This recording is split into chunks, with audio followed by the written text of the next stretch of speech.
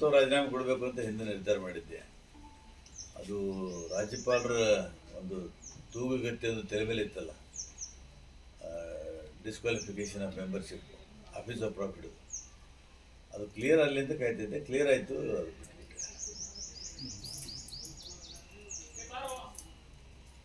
ಅದು ಬಿಟ್ಬಿಟ್ಟೆ. ಅಸಮಾಧಾನ ಏನಿಲ್ಲ. ಸುಮ್ಮನೆ ಕೆಲವರು ನೀವು ಸುದ್ದಿ ಸಿಗಲಾದ ಸುದ್ದಿಗಳು ಸೃಷ್ಟಿ ಮಾಡ್ತೀರಿ. ಅಸಮಾಧಾನ ಯಾರ ಬಗ್ಗೆನೂ ಇಲ್ಲ.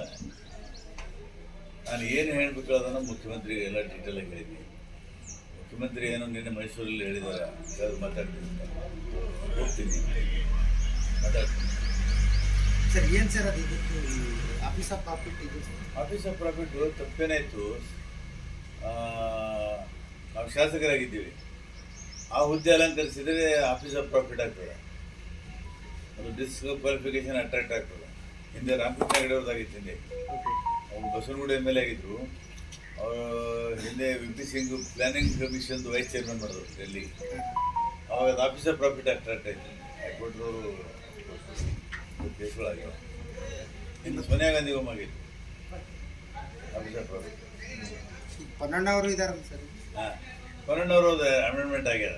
ಇದು ನಮ್ಮ ಕೇಸ್ನಲ್ಲಿ ಅಮೆಂಡ್ಮೆಂಟ್ ಆಗಿದ್ದಿಲ್ಲ. ಆಮೇಲೆ ಅಸೆಂಬ್ಲಿ ತಂದು 2 ಸಲ ಅಮೆಂಡ್ಮೆಂಟ್ ಮಾಡೋದು. ರಾಜ್ಯಪಾಲರು ಹಸ್ತಕ್ಷರ ಹಾಕಿರಲಿಲ್ಲ, ಹಾಕಿದ್ರು. ಮೊನ್ನೆ ಈ ಒಂದು ಬೆಳವಣಿಗೆ ಬಳಿಕ ರಾಜೀನಾಮೆ ಕೊಡ್ತಿದ್ದೆ. ಆದರೆ ಇದು ಆಫೀಸ್ ಆಫ್ ಪ್ರಾಫಿಟ್ ಇತ್ತು, ಮೆಂಬರ್ಶಿಪ್ ಹೋಗ್ತಾ ಹೆದರಿ ರಾಜೀನಾಮೆ ಕೊಟ್ಟರು ಅಂತ ಬರಬಾರ್ದು ಅಂತ ನಾನು ಇಸೋದಕ್ಕೆ ಕಾಯ್ತಾ ಇದ್ದೆ. ಬಟ್ ಅದು ಕ್ಲಿಯರ್ ಆಯ್ತಲ್ಲ? ಕ್ಲಿಯರ್ ಆಯಿತು, ಸಾಕಲ್ಲ. ಮತ್ತೆ ಯಾಕೆ ರಾಜೀನಾಮೆ? ನನಗೆ ಅದಕ್ಕೆ ಅಂದಿಲ್ಲ ರೀ. ನಾನು ಮೊದಲೇ ರಾಜೀನಾಮೆ ಕೊಡ್ಬೇಕಂತ ಎಂದೋ ಹೇಳಿದ್ದೆ. ಅಲ್ಲ, ಇದು ವ್ಯಾಲಿಡ್ ಆದ್ರೂ ಯಾಕೆ ಅಂತ? ಅಲ್ಲಿ ವ್ಯಾಲಿಡ್ ಆಯ್ತು, ಈಗ ಒಳ್ಳೇದಾಯ್ತಲ್ಲ. ಅಂದರೆ ನಾನು ಹೆದರಿ ಓಡಿ ಹೋಗಿಲ್ಲ ಅಂತ ಇತ್ತು. ರಾಜಕಾರಣದ ಬಗ್ಗೆ ಚರ್ಚೆಗಳು ದೇಶದಾಗ ನಡೆದಿರ್ತವೆ. ನಿಮ್ಮಂಥವರು ಊಹೆಗಳು, ಅಜ್ಯೂಮ್ಷನ್, ಪ್ರೆಜಂಪ್ಷನ್ ಎಲ್ಲ ಏನೋ ಮಸಾಲೆ ಹಾಕಿ ಕೊಡ್ತೀರಿ. ಸಮಸ್ಯೆಗಳಿದ್ದಾವೆ. ನಾನು ಸಮಸ್ಯೆಗಳು ಇಲ್ದೇ ಸುಮ್ಮನೆ ಹುಚ್ಚಿನಂಗೆ ರಾಜೀನಾಮೆ ಕೊಟ್ಟಿಲ್ಲ. ಸಮಸ್ಯೆಗಳಿದ್ದಾವೆ. ಮುಖ್ಯಮಂತ್ರಿ ಹತ್ರ ಕರೆದ್ರೆ ಚರ್ಚೆ ಮಾಡ್ತೀನಿ. ತಾವು ಏನೇ ಇದ್ರೂ ನೇರವಾಗಿ ಅಂದರೆ ಯಾವುದೇ ವಿಚಾರ ಇದ್ರೂ ಪತ್ರ ಬರೆದು ಅಂತ ಗಮನಕ್ಕೆ ತರ್ತಿದ್ರಿ. ಹಿಂದೆ ಕೂಡ ಸಾಕಷ್ಟು ಬಾರಿ ನಾನು ಅವರಿಗೆ 1-2 ಸಲ ಹೇಳಿದ್ದೆ. ಇದು 2ನೇ ಪತ್ರ.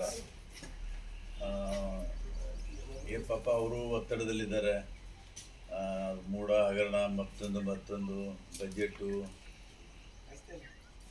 ಆದರೆ ಅವ್ರಿಗೆ ಹೇಳಿ, ನಾನು ನಿಮ್ಮ ಆತ್ಮೀಯ ಸ್ನೇಹಿತನಾಗಿ ನಾನು ಕೊನೆಯವರು ಉಳಿತೀನಿ ಅಂತ ಹೇಳಿದ್ದೆ. ಅಂದರೆ ನಾನು ನನ್ನ ಕ್ಷೇತ್ರಕ್ಕೂ ಏನೂ ಮಾಡೋಕ್ಕಾಗ್ತಾಯಿಲ್ಲ, ಅಥವಾ ಬೇರೆ ವಿಷಯಕ್ಕೂ ನಾನು ಏನೂ ಮಾಡೋಕ್ಕಾಗ್ತಾಯಿಲ್ಲ, ಇತ್ತು ಉಪಯೋಗ ಇಲ್ಲ ಅಂತ ಹೇಳಿ ಬಿಟ್ಬಿಟ್ಟೆ. ಅನುದಾನ ಹಂಚಿಕೆ ವಿಚಾರ, ಅನುದಾನ ಎಲ್ಲ ವಿಷಯಗಳಿದಾವೆ. ಅಲ್ಲಿ ಮುಖ್ಯಮಂತ್ರಿ ಹತ್ರ ಮಾತಾಡ್ತೀನಿ. ಅನುದಾನ ಏನು ಬರ್ತಾ ಇಲ್ಲ, ಸಿಗ್ತಾ ಇಲ್ಲ. ಅನುದಾನ ನಮ್ಗೆ ಎಷ್ಟು ಸಿಗಬೇಕಾಗಿ ಸಿಗ್ತಾ ಇದೆ. ಅದು ಒತ್ತಿ ಗ್ಯಾರಂಟಿಗಳು ಕಾರಣಕ್ಕಾಗಿ ನಮಗೆ ಎಷ್ಟು ಅನೇಕ ಜನ ಬುತ್ತಿ ಕೆಲ ಮೇಲೆಗಳಿಗೆ ಸಿಗ್ತಾ ಇಲ್ಲ. ಸಮಸ್ಯೆ ನನಗೆ ಒಬ್ಬನಿಗೆಲ್ಲ, ಎಲ್ಲರಿಗೂ ಸಮಸ್ಯೆ ಇದೆ. ಮತ್ತೊಂದು ಕಡೆ ಈ ಸಚಿವ ಸ್ಥಾನ ಆ ಥರದ್ದು ಆ ಕಿಲೋಮೀಟ್ರಿಗೆ ಹೋಗಿ ನಾನು ಬ್ಲ್ಯಾಕ್ ಮೇಲ್ ಮಾಡೋ ಪೊಲಿಟಿಷಿಯನ್ ಅಲ್ಲ.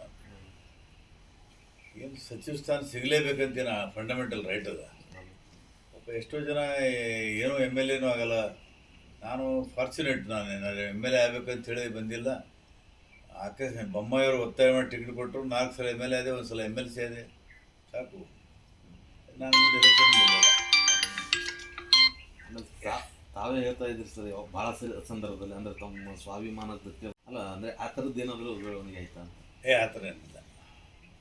ಯಾಕಂದರೆ ಹಿಂದೆ ತಾವು ಮಾತಾಡುವಂಥ ಸಂದರ್ಭದಲ್ಲಿ ಹಿಂದೆ ಶಾಸಕಾಂಗ ಪಕ್ಷ ಸಭೆಯಲ್ಲಿ ಹೇಳಿದ್ದೀನಿ. ಈಗಲೂ ಆ ಥರ ಏನಾದರೂ ಸಮಯ ಬಂದರೆ ನಾನು ಅಸೆಂಬ್ಲಿಗೂ ರಾಜೀನಾಮೆ ಕೊಡ್ತೀನಿ. ಅದ್ರಾಗ ಏನು ಮುಲಾಜಿಲ್ಲ. ನನಗೇನು ಅಲ್ಲಿದ್ರೇನು ಇಲ್ಲಿದ್ರೇನು, ಬೀದಿ ಮೇಲೆ ಇದ್ರೇನೆಲ್ಲ ಬಂದೆ. ಸಮಸ್ಯೆಗಳಿದ್ದಾವೆ ಅಂತೀರಿ ಸರ್? ಮತ್ತು ಸಮಸ್ಯೆಗಳನ್ನು ಬಹಿರಂಗ ಪಡಿಸಲ್ಲ. ನಾನು ಮಾಧ್ಯಮದ ಜೊತೆಗೆ ಬಹಿರಂಗ ಪಡಿಸಿ ಬ್ಲ್ಯಾಕ್ ಮೇಲ್ ಮಾಡೋ ಕೆಲಸ ಮಾಡಲ್ಲ. CM ಹತ್ರ ಮಾತಾಡ್ತೀನಿ, ಮಾತಾಡಿ ರಾಜೀನಾಮೆ ಮಾತ್ರ ವಾಪಸ್ ತಗೊಳ್ಳಲ್ಲ. ಕೆಲವೊಂದು ಸಮಸ್ಯೆಗಳಿಗೆ ಕೊಟ್ಟಿರೋದು ಸರ್. ಸಮಸ್ಯೆಗಳ ಸಂಸಾರ ಇದ್ದಲ್ಲಿ ಸಮಸ್ಯೆಗಳು ಇದ್ದಾವೆ, ಸರ್ಕಾರ ಇದ್ದಲ್ಲಿ ಇದ್ದಾವೆ. If you like this video ಬೇಗ ಲೈಕ್ ಮಾಡಿ, ಕಾಮೆಂಟ್ ಮಾಡಿ, ಶೇರ್ ಮಾಡಿ ಹಾಗೂ ಯೋಯೋ ಟಿವಿ ಕನ್ನಡವನ್ನು ಸಬ್ಸ್ಕ್ರೈಬ್ ಮಾಡಿ.